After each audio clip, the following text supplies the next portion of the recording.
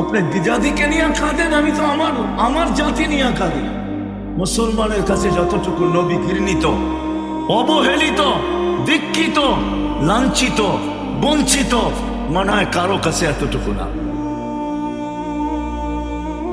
সত্য, এখানে একজনও পাওয়া যাবে না। যারা বসে আছে, দাড়ি পাকা হোক আর কাঁচা হোক, যুবক হোক আর বৃদ্ধ হোক, চুল কাটতে কাটতে বৃদ্ধ হয়ে গেছি, আজ পর্যন্ত সেলুনে যে একবার বলি না এই জীবনে যে আজকে আমার চুলটা আমার নবীর স্টাইলে কাটা দিবি। জীবনভর যা কাটছ কাটছ, আজকে আমার নবীর স্টাইলে কাটবি। কেন?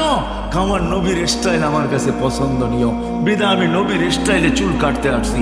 একজনও তো হাত উঠে দেবে, অথচ আল্লাহ রসুলের স্টাইল আল্লাহর কাছে প্রিয়,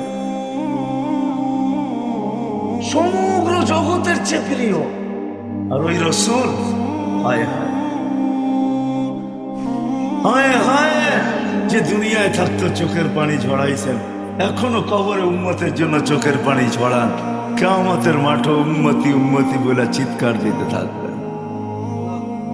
যে দুনিয়ার কিছুই ভোগ করা যান না। আজকে তো আমরা পাওয়ার জন্য পাগল, যাকে আল্লাহ সমগ্র জগতের ভান্ডারের চাবি পর্যন্ত পাঠায় দিয়েছিলেন। আমার কাছে রেওয়ায়েত আছে, দেখা নিতে পারেন।